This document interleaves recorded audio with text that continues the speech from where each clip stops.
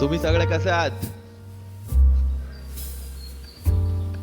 इतना ही आता है. So first of all, cultural capital of Maharashtra और ऑक्सफोर्ड ऑफ द ईस्ट जिसको कहा जाता है, ऐसे पुणे के सभी लोगों को गुजरात का वंदन. लास्ट प्लेयर, लंबी पारी खेलनी थी लेकिन टाइम हमारे पास बहुत कम है. जितना एसेंशियल है, जितना बहुत इंपॉर्टेंट है, उतनी ही चीजें मुझे बतानी है.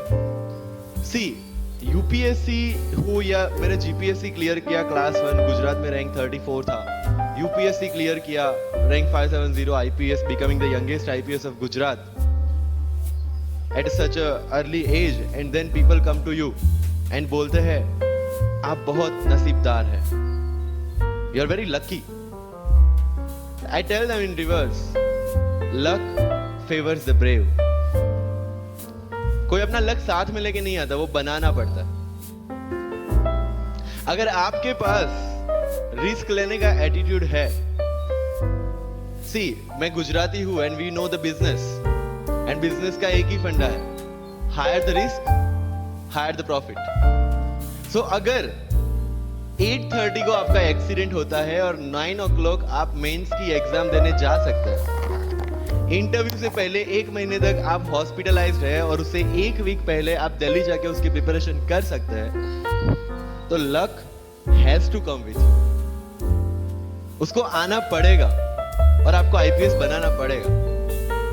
लोग बोलते हैं कि एक्सीडेंट के बाद आप जाके आए एंड ऑल, तो द सिंपल था कि मैं एग्जाम के लिए निकला. मेंस मेरा था सुबह, GS3 का पेपर था.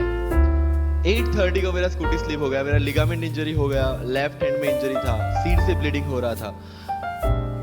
लेकिन मेरे पास 2 ऑप्शन थे. मैं खड़ा हुआ, मैंने देखा, okay my right hand is safe, and I decided I will go to the exam hall and write the exam. मेरे पास 2 ही ऑप्शन थे.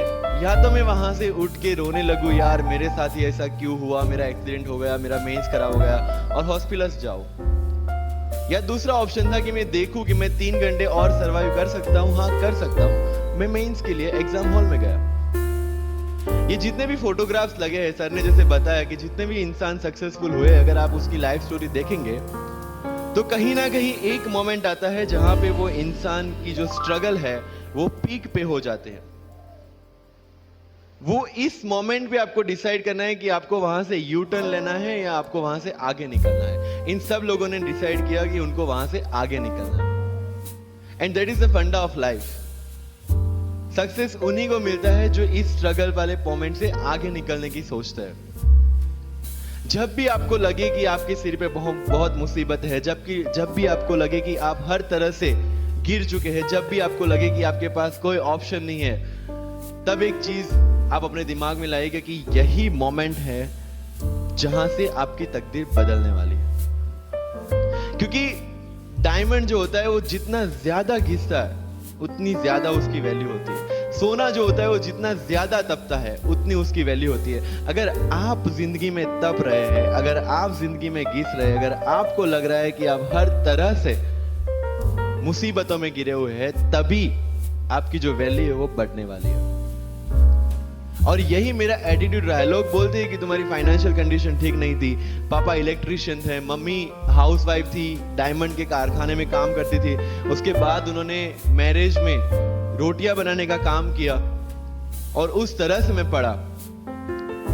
लेकिन जब मुझे पूछा जाता है कि ऐसी कौन सी चीज है आपकी लाइफ में जो आप बदलना चाहते हो, एंड आई सेड नथिंग. क्योंकि अगर वो चीजें नहीं होती मेरी लाइफ में तो शायद आज आपके सामने में नहीं होता. तो अगर लाइफ में प्रॉब्लम्स है, अगर लाइफ में स्ट्रगल है, जैसे सर ने बोला है struggle is a part of life, and I strongly believe in that. क्योंकि अगर हम दिल्ली में थे, मेरे दोस्त के साथ में निकला बाहर घूमने, तो बोलता है यार ऐसी लाइफ चाहिए, कोई मगजमारी नहीं, आराम से बैठते पूरे दिन एसी वाले कमरे में, बहुत सारे पैसे हैं और कोई टेंशन नहीं, ऐसी लाइफ चाहिए मुझे. मेरे पास ऑप्शन है तो क्या? बोला देख सामने एटीएम का रूम दिख रहा है, एसी वाला कमरा है, बहुत सारे पैसे, कोई मगजमारी नहीं, जॉब ले ले. क्यों IAS IPS में दिमाग खराब कर रहा है?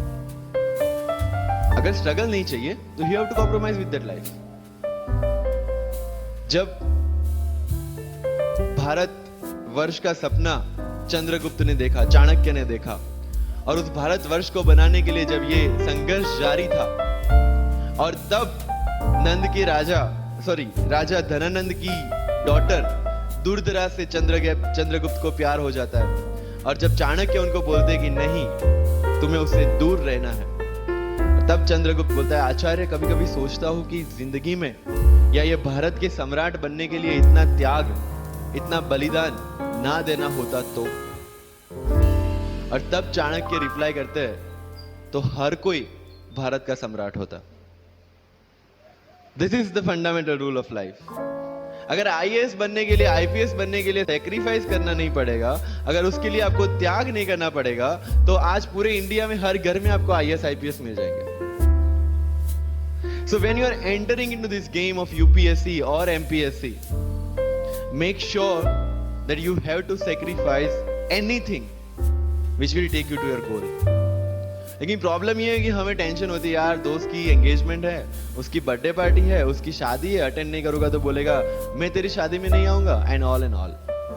लेकिन बिलीव मी, जब आप आईएएस बन जाओगे, वो सामने से याद दिलाएगा, भाई इनविटेशन कार्ड नहीं भेजा तूने। समझ रहे हो? तो जो कुछ भी इसके लिए सेक्रीफाइस कर रहे हो, वो जब आप उस पोस्ट पे पहुंचोगे, सब कुछ वर्थ है, सब कुछ। मेरा इंटरव्यू था यूपीएससी का, मुझे एग्जैक्ट डेट याद है, 23 मार्च को मेरा इंटरव्यू था। 20 फरवरी को मुझे हॉस्पिटल में एडमिट किया गया क्योंकि मुझे इन्फेक्शन हो गया था बॉडी में, एंड बहुत हाई फीवर था, तो आईवी के अलावा कोई ऑप्शन नहीं था। 1 मार्च को ठीक होके मैंने सोचा चलो दिल्ली निकलते हैं। 2 मार्च को मैं दिल्ली पहुंचा। 3 मार्च को वापस से टॉन्सिलाइटिस का अटैक होने की वजह से फ्लाइट लेके वापस से Palanpur, Ahmedabad. Again hospitalisation. 15 March को I got relieved from the hospital.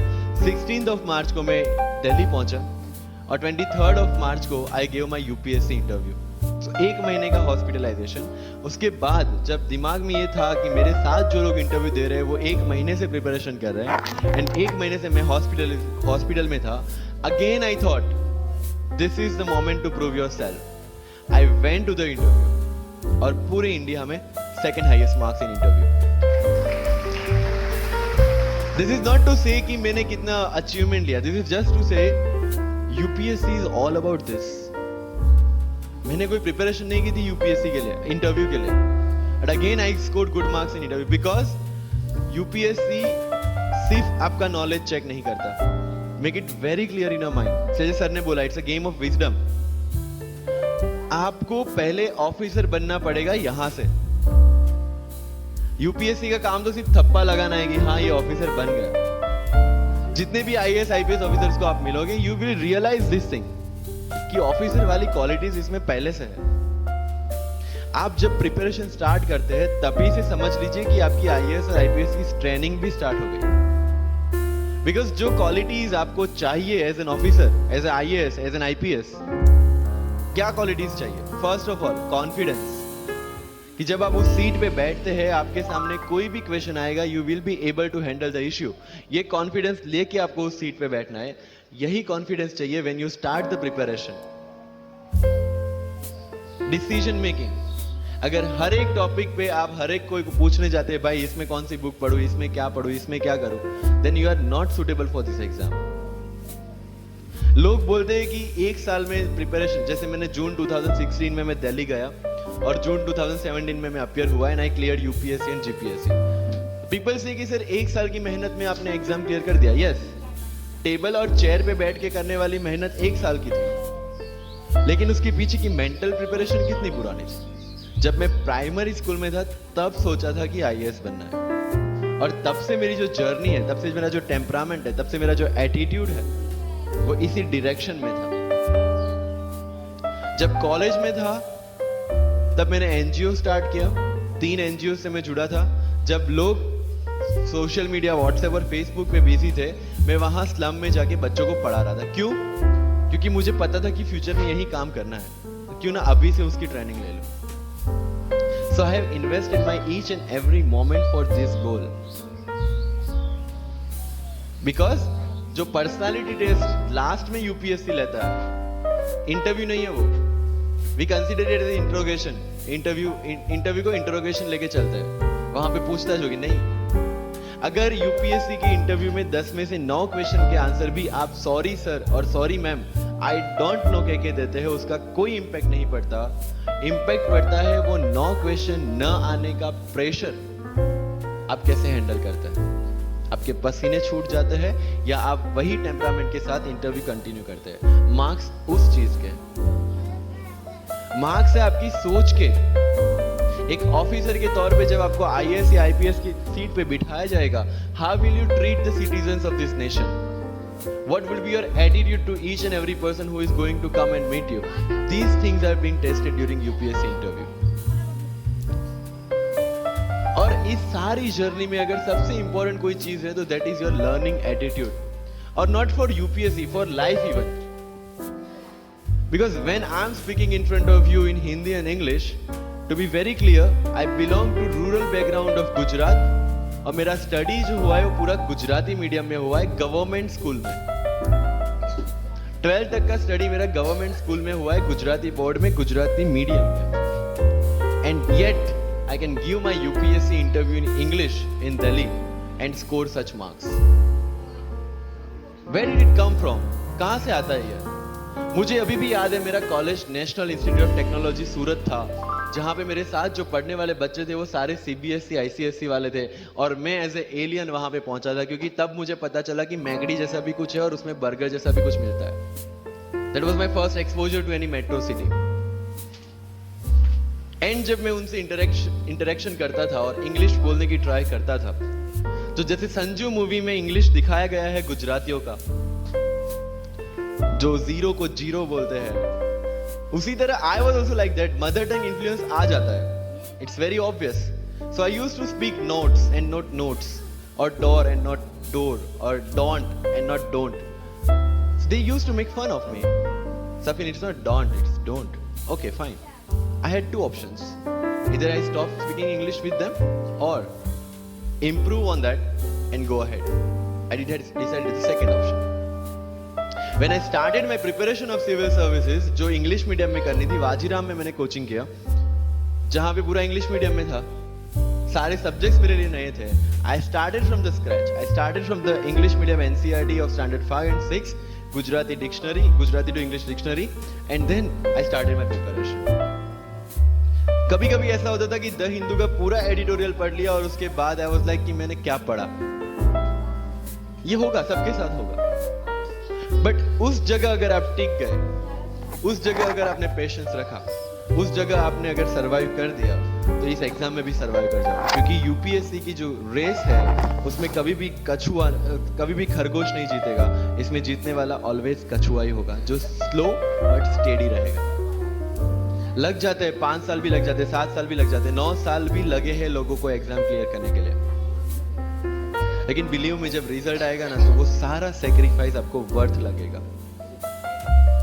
आप पढ़िए लोगों के इंटरव्यूज। मैंने क्या किया कॉलेज के 4 साल में, I went through each and every interview of UPSC toppers on YouTube. Ira Singhal से लेके टीना डावी मैम तक सबकी इंटरव्यूज मैंने देखे। For what? Just to know कि उन्होंने ऐसी कौन सी गलतियां की थी जिससे इनको इतना टाइम लग गया, और मुझे कौन सी गलतियां रिपीट नहीं करनी है। क्योंकि चाणक्य ने कहा है कि दूसरों के एक्सपीरियंस से जो सीखते हैं ना, वो जल्दी आगे आ जाता है। क्योंकि खुद सब कुछ अनुभव करके सीखने के लिए जिंदगी काफी छोटी है। I did the same.